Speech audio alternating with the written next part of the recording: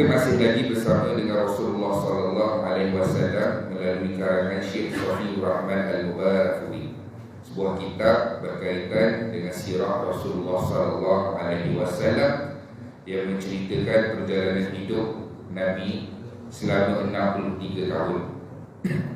Kita masih lagi bersama dengan Nabi dalam fasa yang pertama, iaitu fasa kehidupan Rasulullah SAW di Makkah.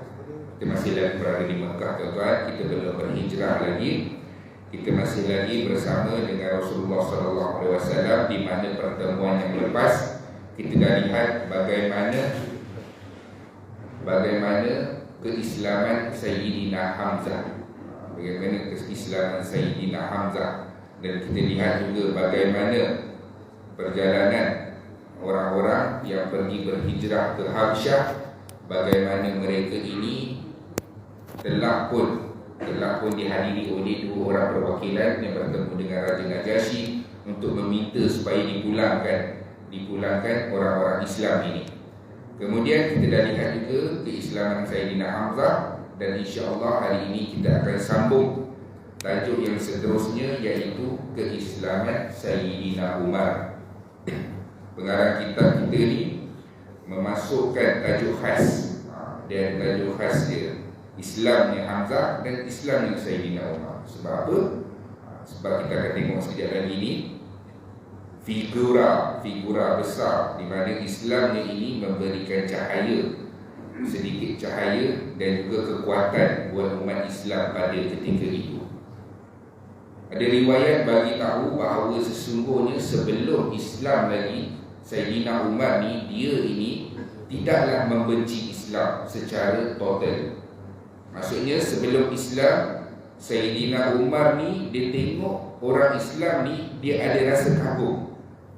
Bukan rasa kagum sebab orang Islam itu menyembah Allah, tapi dia kagum tengok orang Islam ni walaupun jumlahnya sedikit, dan yang masuk Islam pun di kalangan orang-orang yang tak ada kepentingan, orang-orang miskin, tapi mereka ini hatinya tetap kokoh, tak goyah. Suruh tinggal Islam pun tak tinggal, macam Sumayyah. Jadi Sayyidina Umar tengok orang Islam, dia rasa kagum daripada sudut kesatuan orang Islam itu sendiri. Dan sebelum Islam, Sayyidina Umar ini memang seorang penyembah berhala, dan dia minum arak, malah sudah pun berkahwin. Maksudnya waktu Sayyidina Umar ni, sebelum dia masuk Islam, dia memang sudah berkahwin. Dia memang seorang penyembah berhala dan juga peminum arak. Itu cerita tentang Sayyidina Umar ni sebelum di Islam. Bukan kita nak tunjuk aib Sayyidina Umar, tapi nak bagi tahu bagaimana Allah Subhanahu Wa Taala boleh mengubah seseorang itu dari perkara yang tidak seburuk-buruk perkara pergi kepada sebaik-baik umat Rasulullah SAW, Sayyidina Umar. Apa yang berlaku? Antaranya Sayyidina Umar ini juga orang yang lawan Islam. Bukan sahaja secara berkumpulan, malah daripada individu Sayyidina Umar itu sendiri, dia melawan Islam. Satu hari, tuan-tuan, Sayyidina Umar pergi ke Kaabah waktu malam. Waktu malam dia melihat pesuruh Allah sallallahu alaihi wasallam sedang solat.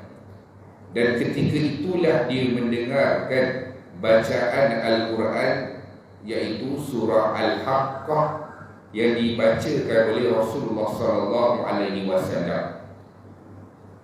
Kali pertama dia mendengar, dan dia terpegun dan terpesona, dan mula bertanya dan mempersoalkan kepada orang-orang musyrikin apa yang mereka tuduh kepada Muhammad itu adalah bukannya syair ataupun kata-kata ahli nujum ataupun kata-kata sihir. Maksudnya tuan-tuan, dia ni bukannya ikut membuta tuli. Macam satu geng tu, dia berpegangan begitu, yang lain orang-orang bawah dia semua ikut aja. Sayyidina Umar ni dia seorang yang mempertikaikan, seorang yang mempunyai ciri-ciri kepimpinan. Bukannya sahaja garang semata-mata, tegas semata-mata, dia juga terbuka akal dan fikirannya apabila dia mendengarkan perkataan yang diucapkan oleh Rasulullah. Maka dia kata itu bukannya syair, bukannya perkataan-perkataan sihir. Dan dia tanya kepada orang-orang musyrik yang lain, mana-mana dia jumpa, dia kata apa yang kita tuduh Muhammad ini bukannya perkataan ataupun tuduhan yang benar, ia adalah palsu. Itu yang diucapkan oleh Sayyidina Umar kepada kaum. Apa yang dia dengar yang Rasulullah SAW baca? Bismillahirrahmanirrahim. Innahu laqawlu rasulin karim. Bahawa sesungguhnya Al-Quran itu yang diwahyukan kepada kamu, yang disampaikan oleh Rasul yang mulia. Maksudnya apa? Maksudnya Al-Quran itu ialah wahyu dari kami yang disampaikan oleh Rasul yang mulia. Dia dengar ayat itu, tuan-tuan. Itulah kali pertama dia dengar. Sebab apa? Sebab orang-orang musyrikin Mekah, pimpinan-pimpinan Mekah kata kalau Muhammad dan sahabat dia baca Quran, kena tutup telinga. Sebab itu adalah perkataan sihir yang akan memisahkan ahli-ahli keluarga dengan ahli keluarga yang lain. Umar ini faham, dia bukan sekadar garang dan tegas. Umar ini mempunyai sifat kepimpinan. Antara zaman emas Khulafa' Ar-Rasyidin, tuan-tuan, adalah zaman Sayyidina Umar. Waktu pemerintahan Sayyidina Umar lah dikumpulkan Al-Quran. Kemudian pada zaman Sayyidina Umar lah di mana wujudnya kementerian-kementerian Sayyidina Umar wujudkan bahagian ini uruskan ini, kementerian ini uruskan ini, iaitu Sayyidina Umar. Ulama di kalangan para sahabat. Maksudnya apa? Maksudnya bukan semua sahabat itu alim, tapi semua sahabat itu adalah saleh. Maksudnya sebahagian ulama di kalangan para sahabat. Pada masa itu Umar mula suka dengan Islam. Masa didengar Rasulullah SAW pada malam tersebut Nabi solat di Kaabah, dia mula datang suka pada Islam. Tapi sifat jahiliahnya yang masih tebal tidak dapat merubahnya pada ketika itu. Sampailah satu hari, ini detik keislaman Sayyidina Umar, apabila dia keluar bersiap-siap dengan pedang dia. Dia keluar, satu hari dia keluar, ada riwayat bagi tahu siap pakai baju perang, keluar tergesa-gesa untuk mencari seseorang. Seseorang itu siapa? Dia adalah Rasulullah SAW. Maksudnya dia keluar daripada kota Mekah, daripada rumah dia, bawa pedang dia, ataupun satu ayat bagi tahu siap pakai dengan baju perang dia, keluar mencari seseorang. Kebetulan dia terserempak dengan Nu'aim bin Abdullah. Nu'aim bin Abdullah nampak Sayyidina Umar dalam keadaan tergesa-gesa. Nu'aim ini bukan sahaja kawan dia, tapi Nu'aim juga ada kena-mengena dengan Sayyidina Umar daripada sudut saudara mara dia. Nu'aim ni hairan. Nu'aim bin Abdullah ini hairan. Dia tengok Sayyidina Umar ni keluar kabut. Dia kata, wahai Umar, kamu nak pergi mana ni? Keluar kabut ni. Maka Sayyidina Umar kata, aku nak bunuh Muhammad yang memecah belahkan kaum kita, yang menjadi murtad dan memperlecehkan Tuhan-Tuhan kita. Maksudnya apa? Maksud Sayyidina Umar dah dengar macam-macam dah tentang Rasulullah SAW. Dia tengok Quraisy pun dah buat macam-macam perancangan. Kali ini dia bergerak secara solo, pergi terus keluar. Dah tak ada dah rancangan-rancangan, tak ada dah nak asut-asut. Terus dengan pedang dia mencari Rasulullah SAW di kota Mekah. Maksudnya apa tuan-tuan? Mekah itu Kaabah, penduduk-penduduk Mekah duduk sekeliling sekitar Kaabah tu. Maksudnya kalau dia pusing kota Mekah tu, sebelum petang boleh jumpa Rasulullah SAW, boleh jumpa Muhammad, boleh terserempak dengan Muhammad. Maka pada ketika itulah Nu'aim yang sudah pun memeluk Islam, dia kata, wahai Umar, saudara kamu telah pun masuk Islam. Saudara kamu telah pun masuk Islam, baik kamu pergi perbetulkan ahli keluarga kamu daripada kamu mencari Muhammad. Maksudnya apa? Maksudnya Nu'aim ni telah pun membocorkan satu rahsia keislaman ahli keluarga Sayyidina Umar. Sayyidina Umar. Maksudnya Nu'aim ni pecahkan rahsia, bagi tahu bahawa sesungguhnya adik-beradik kamu sendiri pun dah masuk Islam, baik betulkan adik-beradik kamu sebelum kamu pergi kepada Muhammad. Takkanlah Bani Manaf dan Bani Muttalib nak tengok saja kalau kamu bunuh Muhammad. Maksudnya daripada kamu bunuh Muhammad, nanti jadi masalah besar, keluarga dia, kabilah dia akan datang menuntut bela. Baik kamu pergi betulkan dulu ahli keluarga kamu. Macam ayat hari ni lah tuan-tuan, kita nasihatkan anak orang ke, kebetulan apa, bukan kita tak nasihat anak kita. Kita terjumpa anak orang ni, contohnya ponting sekolah, kita pun nasihat, kita bagi tahu dekat mak ayah dia. Mak ayah kata, baik kau tengok anak kau dulu sebelum tengok anak aku. Jawapan hari ni lah tuan-tuan. Jawapan hari ni, macam kita tengok anak-anak hari ni lah. Dulu kita pergi sekolah, kena rotan, kita tak berani nak bagi tahu dengan mak ayah kita. Tapi sekarang mak ayah dah datang sekolah, berani ya, cikgu pukul anak saya pun tak pernah rotan anak saya. Sepatutnya dia cakap apa yang anak saya ni buat. Hari ni punya trend. Jadi Nu'aim ni dia bagi tahu, maksudnya apa tuan-tuan? Maksudnya Nu'aim sudah pun pecahkan rahsia. Antara hikmah apa yang Nu'aim ni buat adalah dua sebab. Satu, ianya adalah mudarat yang kecil. Kalaulah Sayyidina Umar terus berjumpa dengan Nabi, kemudian membunuh Rasulullah SAW, ianya adalah mudarat yang besar. Sebab apa? Rasulullah pesuruh Allah. Tapi kalau pergi dekat adik-beradik dia, iaitu Fatimah binti Khattab, pergi dekat dia, sekurang-kurangnya mudaratnya kecil. Kerana apa? Kerana itu adalah adik-beradik dia, keluarga dia. Kalaupun marah, dia takkan bunuh adik dia. Sebab apa? Darah daging. Paling kuat pun dia akan pukul, dia tak akan membunuh. Dan juga dapat mengalihkan Sayyidina Umar daripada terus pergi kepada Rasulullah SAW. Maka Umar terus pergi ke rumah adik dia di taman sebelah. Contoh, dia macam dekat sini lah, kita dekat kota Seri Mas, sekitar ni, pergi taman sebelah. Contohlah, apabila sampai perjalanan Umar, sebelum dia nak masuk ke dalam rumah tu, nak ketuk pintu dan sebagainya, dia mendengar bacaan sesuatu. So ada sesuatu yang sedang dibacakan. Dia mendengar suara Khabbab bin Arat yang sedang membacakan surah Taha. Membacakan surah Taha di lembaran-lembaran tuan-tuan. Ketika itu Al-Quran dalam bentuk lembaran. Dia bukannya dalam keadaan kitab, buku yang macam hari ini.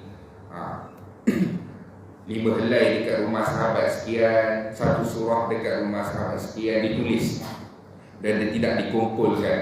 Sampailah satu zaman, di mana zaman Sayyidina Abu Bakar, apabila ramainya orang-orang penghafal Quran ini yang mati syahid, Umar ketika itu mencadangkan untuk Al-Quran ini dibukukan, kerana bimbang ramai yang menghafal Al-Quran mati syahid. Dan ketika itulah, panjanglah cerita dia, ketika itulah Abu Bakar kata, macam mana kita nak buat satu benda yang Nabi tak buat. Nabi sepanjang kehidupan Nabi tidak pun mencadangkan Al-Quran itu dihimpunkan menjadi satu mushaf. Wahai Umar, macam mana kita nak buat satu benda yang Rasulullah SAW tak buat.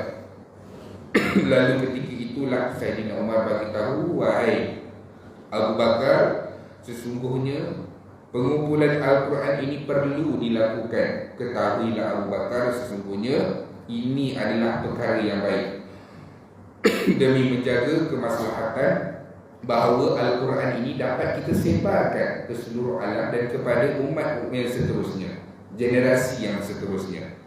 Jadi Al-Quran ketika itu dalam bentuk lembaran yang dibacakan khabar kepada Sa'id bin Zaid dan juga Fatimah binti Khattab. Diajarkan Al-Quran siapa? Khabbab bin Arat. Kita pun dah lihat bagaimana kisah Khabbab bin Arat yang mana dia pernah diseksa, dan ketika Sayyidina Umar menjadi khalifah, Sayyidina Umar panggil Khabbab nak menuntut balik peristiwa awal-awal dia masuk Islam, kerana membuatkan Rasulullah SAW kecil hati. Kemudian Khabbab ajar, dengar Khabbab ajar Fatimah binti Khattab, iaitu adik kepada Sayyidina Umar, dan juga Sa'id bin Zaid, iaitu suami kepada Fatimah, yang juga adalah sepupu kepada Umar. Maksudnya kahwin sepupu antara Sa'id bin Zaid dan juga Fatimah binti Khattab.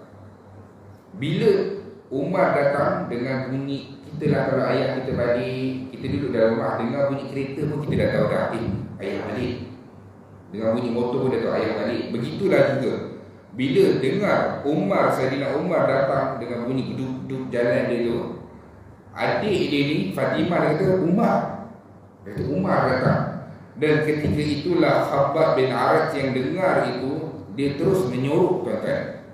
Khabbab bin Arat dengar Umar datang, dia terus menyuruh. Ada satu riwayat kata dia menyuruh di dalam almari, satu lagi kata dia menyuruh dekat kawasan dalam rumah tu, bahagian di dalam rumah tersebut. Bila dengar Sayyidina Umar datang, Umar ini dia punya sifat dia, tegas dia ni, sebelum Islam lagi dan selepas Islam, kalau dia ada di permasalahan dia, pedang sampai dulu.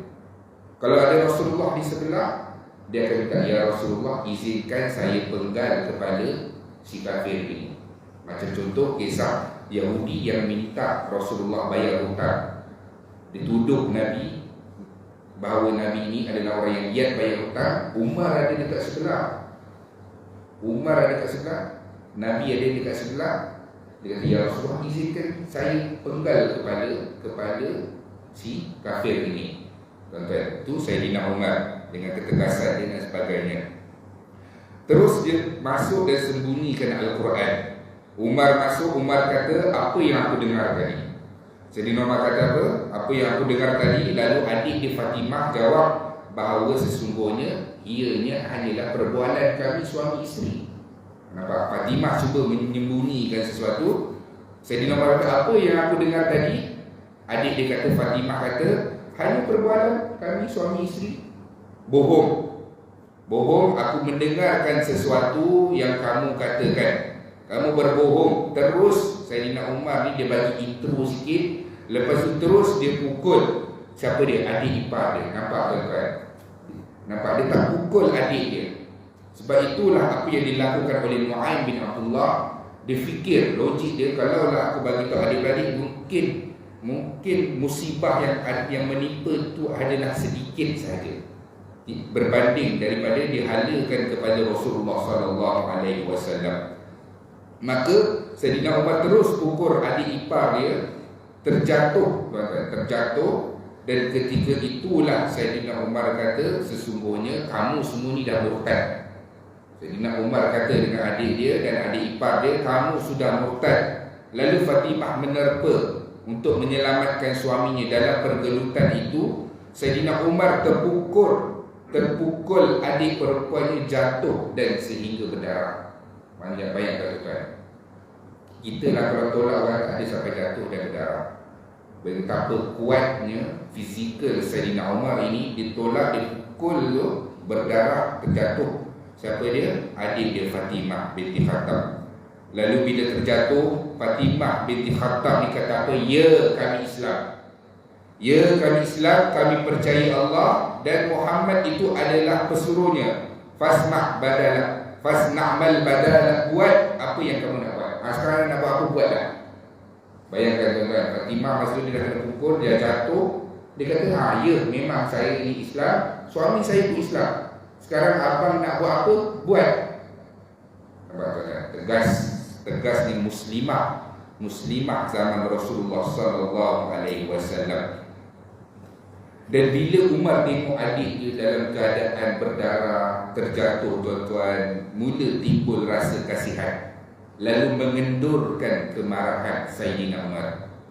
Kita dah rotan anak kita untuk kita tengok dekat filem pun sama juga kan, drama pun dah pukul rotan, malam ayah dia datang senyap-senyap, sapukan minyak daman. Drama realiti pun macam tu juga tuan-tuan. Kita dah marah, dah pukul, mula kesian dekat anak tu. Begitulah juga Sayyidina Umar. Dia tengok adik dia, timbul rasa kasihan kepada adik dia, lalu dia kata kepada adik dia, apa yang kamu baca tadi? Baru slow sikit. Bagi kepada aku nak lihat. Lalu Fatimah binti Khattab kata, abang tidak bersih, abang menyembah berhala, pergi mandi dan bersihkan diri abang dahulu. Lalu Sayyidina Umar pergi membersihkan diri dia. Barulah Fatimah binti Khattab membawa keluar lembaran itu, tuan-tuan. Apa yang ada pada lembaran itu? Ianya adalah surah Taha. Surah Taha. Bismillahirrahmanirrahim. Taha ma anzalna alaikal Qur'ana litashqa. Kami turunkan Quran ini kepada Muhammad bukan untuk buat kamu ini susah. Maka Sayyidina Umar baca, tuan-tuan. Sayyidina Umar baca, dan Sayyidina Umar kata, ma ahsana hadza qala wal akrama. Betapa elok dan mulianya ayat ini. Bila dia puji ayat Al-Quran itu, tuan-tuan, barulah Khabbab tadi yang menyorok tadi tu, dia dengar Sayyidina Umar puji Al-Quran, barulah dia keluar daripada persembunyian dia. Sahabat ni bukan dia sebab dia takut, tuan-tuan. Bukan sebab dia takut, tapi yang datang itu adalah Sayyidina Umar. Dan demi kemaslahatan ketika itu, orang yang mengajarkan Al-Quran ini tak banyak, sedikit. Jadi dia menyorok itu adalah untuk kebaikan. Bila Sayyidina Umar ini puji Al-Quran, barulah Khabbab yang menyorok tadi keluar. Khabbab kata bahawa sesungguhnya aku pernah mendengar Rasulullah SAW berdoa untuk keislaman dua orang, sama ada keislaman Sayyidina Umar ataupun keislaman Abu Jahal. Dan aku berharapkan bahawa sesungguhnya keislaman itu datang daripada kamu, wahai Umar. Lalu Sayyidina Umar tanya, di mana Muhammad? Dekat mana Muhammad? Dan ketika itulah Khabbab kata bahawa sesungguhnya Muhammad ada di bawah Bukit Sofa, di rumah sekian-sekian. Macam kita lah, kalau kita kata Rasulullah SAW ada dekat, contoh, kedai gunting Maidin. Kita pun dapat bayar kadang-kadang, bagi ayat ringkas kita tahu dah. Oh, dekat kedai gunting Maidin, dekat restoran mamak tu, lorong tu, nak pergi Maidin sebelah kanan. Begitulah yang diucapkan oleh Khabbab. Dia kata ada di bawah Bukit Sofa, rumah sekian-sekian. Lalu Sayyidina Umar pun datang, tuan-tuan. Sayyidina Umar datang cari Rasulullah SAW, dan ketika itu Nabi dan para sahabat berada di rumah sekian-sekian, di mana rumah Nabi, dan Nabi mengajarkan sahabat berkaitan dengan Islam di rumah tersebut. Perjumpaan orang Islam. Waktu nak masuk, tuan-tuan, ketuk pintu, para sahabat melihat daripada celahan-celahan pintu itu. Dia kata, Umar. Semua sahabat berundur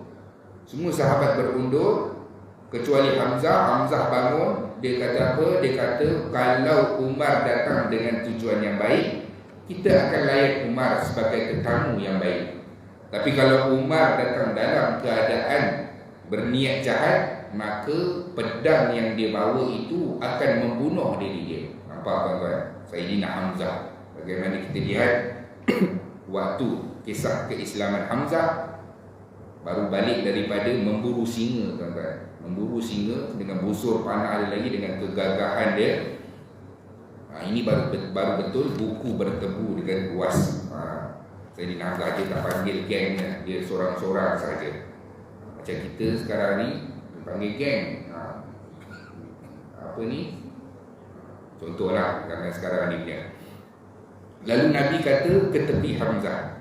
ke tepi wahai bapa saudaraku Hamzah, biarkan Umar masuk. Maka Rasulullah SAW lah yang berhadapan dengan Sayyidina Umar. Bayangkan bila kita dengar Rasulullah SAW, bila kita tengok Rasulullah yang berhadapan dengan Sayyidina Umar, bermaksud Nabi ini kuat daripada fizikal. Kita jangan bayang Nabi pergi masjid, berzikir, berdoa, lemah lembut, takut dengan orang, tidak kata. Nabi kuat.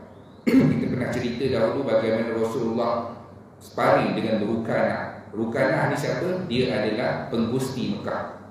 Dia cabar Nabi. Nabi kalahkan dia 3 kali, tuan-tuan. 3 kali dia kalahkan tiga kali Rasulullah kalahkan Rukanah, dan akhirnya Rukanah masuk Islam. Rasulullah pulangkan balik hadiah yang dia menang pusingan pertama dengan pusingan yang kedua. Sebab apa? Nabi nak keislaman Rukanah itu. Bila Umar masuk, Rasulullah SAW pegang baju Sayyidina Umar, sambil kata, tak sampai lagi kah masa untuk kamu terima hidayah Allah? Macam kita lah, kalau kita adik-beradik kita jenis tak faham, alu dah lah tu dong, macam tu. Contohlah dia marah-marah dengan kita ke apa, dah, sudah, mengucap. Begitulah yang diucapkan oleh Rasulullah SAW. Wahai Umar, tak sampai lagi ke masa untuk kamu terima hidayah Allah? Tak sampai masa ke lagi kamu untuk menjadi orang Islam? Ketika itulah Sayyidina Umar cakap bahawa sesungguhnya aku datang untuk memeluk Islam. Lalu Nabi pun bertakbir. Allahu Akbar. Satu rumah pun bertakbir. Dalam rumah tu sahabat-sahabat lain pun bertakbir. Benda pertama yang Umar buat, barulah Sayyidina Umar masuk Islam, mengucap 2 kalimah syahadat. Apabila Sayyidina Umar ini dia masuk Islam, tuan-tuan tahu tak apa benda pertama yang dia buat? Dia masuk Islam, dia dah jadi orang Islam. Benda pertama dia fikir, siapa musuh Rasulullah SAW. Dia duduk, dia fikir kejap. Senarai nama yang berfikir dalam fikiran dia, yang terlintas adalah Abu Jahal. Dia teringat nama Abu Jahal. Apa yang dia buat? Dia terus keluar menuju ke rumah Abu Jahal. Kita kata sangsingnya. Keluar terus pergi ke rumah Abu Jahal, ketuk pintu rumah Abu Jahal. Abu Jahal keluar. Bila Abu Jahal keluar, Sayyidina Umar kata, wahai Abu Hikam, aku Umar dah jadi pengikut Muhammad. Antara sebab Sayyidina Umar buat benda ini, tuan-tuan, adalah untuk mengurangkan tekanan Rasulullah dan juga tekanan umat Islam. Dia kata, aku dah masuk Islam. Ketika itulah Abu Jahal kutuk perbuatan yang dibuat oleh Sayyidina Umar. Tutup pintu dengan kuat, empas pintu. Dalam keadaan sebenarnya keislaman Umar ini menggegarkan hati Abu Jahal. Sebab apa? Orang besar kali ini yang dah masuk Islam. Sebelum ni hamba je ataupun orang miskin je yang masuk Islam. Tapi kali ini adalah daripada Sayyidina Umar. Saya sambung sikit lagi.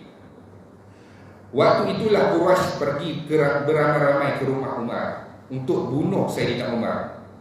Dan ketika itulah datang Al-As bin Wa'il As-Sahmi. Dia ni siapa? Dia adalah sahabat baik Sayyidina Umar, dan dia ini ketika itu belum Islam. Bila datang Quraisy ini ke rumah Sayyidina Umar nak bunuh Sayyidina Umar, Al-As bin Wa'il Al-Sahmi ni kata bahawa sesungguhnya aku jamin Umar ini. Maksudnya berikan jaminan. Maka Sayyidina Umar selamat pada ketika itu atas sebab daripada perancangan Allah Subhanahu Wa Taala. Allah lah, kadang-kadang Allah nak menyelamatkan sesuatu perkara, Allah menggunakan orang-orang musyrikin sendiri. Boleh jadi Allah menggunakan orang-orang musyrikin sendiri untuk menyelamatkan agama Allah Subhanahu Wa Taala, seperti apa yang berlaku kepada Sayyidina Umar. Al-As bin Wa'il As-Sahmi yang menyelamatkan dia, berikan dia jaminan, selamatkan Sayyidina Umar daripada dibunuh pada ketika itu. Kemasukan Umar dalam Islam membawa sinar, tuan-tuan. Satu hari Sayyidina Umar ini diberi gelaran Al-Faruq oleh Rasulullah SAW. Sebab apa? Sebab membezakan antara kebenaran dan kebatilan. Satu hari Sayyidina Umar tanya dengan Nabi, ya Rasulullah, bukankah kita ini benar? Tanya direct Nabi, ya Rasulullah, adakah kita ini berada di landasan yang benar? Nabi kata, demi Allah yang nyawa aku berada di tangannya, kita ini benar dunia dan akhirat, buat selama-lamanya. Apa yang Sayyidina Umar cadangkan, ya Rasulullah, hari ini kita kena sebarkan Islam ini secara terbuka dan terang-terang. Memang Nabi berdakwah secara terbuka dan terang-terang, tapi kali ini kita menzahirkan perbuatan kita. Ya Rasulullah, mulai sekarang kita mesti berdakwah secara bebas dan keluar secara terang-terangan. Apa yang Sayyidina Umar cadang? Ketika itulah dua kumpulan keluar. Satu kumpulan diketuai oleh Sayyidina Hamzah, dan satu lagi kumpulan diketuai oleh Sayyidina Umar, keluar ke dalam kota Mekah di lorong-lorong dan jalan-jalanan sambil membacakan Al-Quran dan juga berisytiharkan keislaman mereka. Demonstrasi secara aman, tuan-tuan, yang diketuai oleh Sayyidina Umar dan Sayyidina Hamzah. Siapa berani ganggu? Tak ada seorang pun yang ganggu. Semuanya pakat tengok sahaja mereka berjalan dan membacakan Al-Quran. Oleh siapa? Oleh Sayyidina Umar dan juga Sayyidina Hamzah. Inilah, tuan-tuan, bila kita lihat dalam sirah, Allah uji dengan ujian yang besar. Allah datangkan satu dua sinar buat umat Islam. Di antaranya adalah keislaman Hamzah dan juga keislaman Umar. Pada tahun 7 kenabian, tuan-tuan, boykot umat Islam. Orang Islam ini diboykot. Berapa lama, tuan-tuan, boykot ini? Boykot ini berlaku selama 3 tahun. Dia bukan minyak masak tak ada selama seminggu. Contoh, kita minyak masak tak ada seminggu pun kalut tak. Penjual goreng pisang, macam mana kami nak dapatkan bekalan minyak nanti, ternak kami nak peniaga. Huru hara, tuan-tuan, negara. Bukan boykot, baru tak ada minyak masak. Dan peniaga pun ada sebahagiannya menyuruhkan minyak masak. Walaupun minyak masak di rumah ada lagi.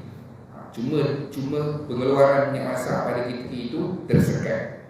Orang Islam ketika itu diboykot selama mana? Selama 3 tahun. Pada tahun 7 kenabian, boykot selama 3 tahun. Satu perjanjian perkeliling yang ditulis secara rasmi oleh kerajaan Mekah, bahawa dalam perjanjian itu ada riwayat bagi tahu yang ditulis oleh Mansur bin Ikrimah. Ditulis bahawa sesungguhnya orang Mekah tidak boleh berkahwin ataupun dikahwini oleh keluarga Muhammad dan juga kawan-kawan Muhammad. Maksudnya orang Islam tak boleh kahwin ataupun dikahwini, tuan-tuan, tak boleh. Kemudian tidak boleh berjual beli. Beli dengan Muhammad pun tak boleh, jual dengan Muhammad pun tak boleh, ataupun dengan orang Islam secara keseluruhan tak boleh berjual beli.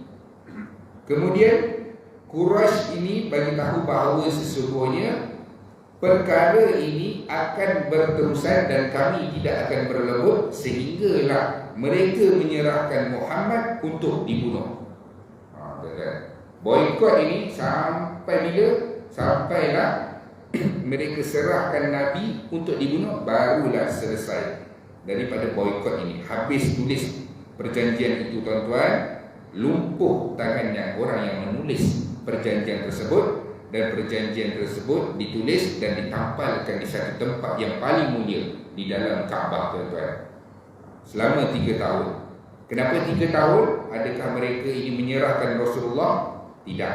Kita akan tengok dalam kisah yang seterusnya, pertemuan yang seterusnya, bagaimana perjanjian boykot itu boleh terbatal, sebab apa, dan bagaimana sampai macam mana orang Islam ini diboykot.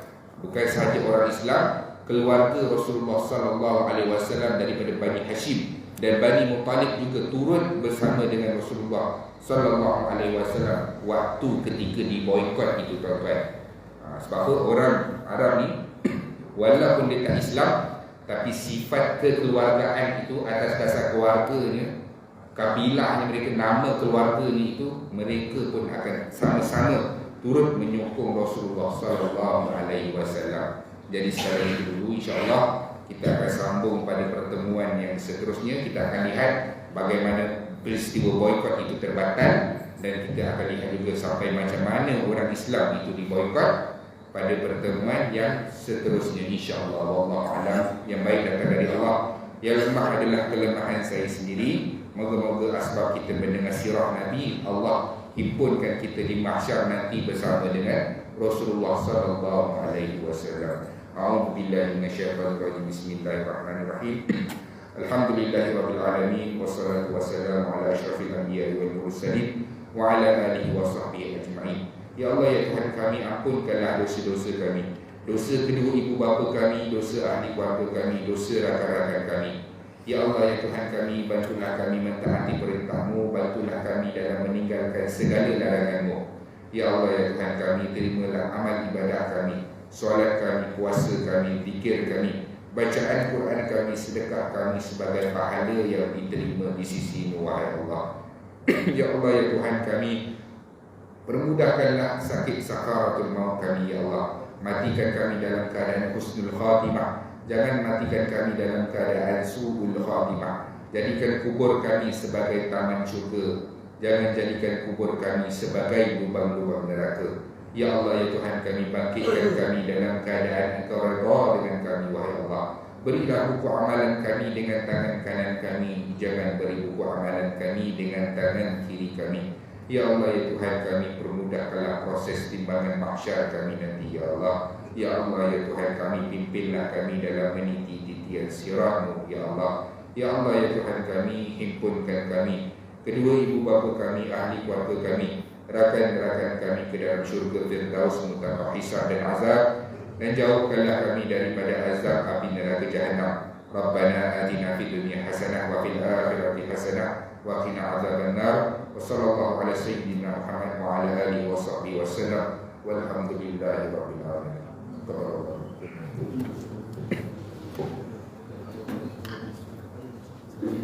Masih tak?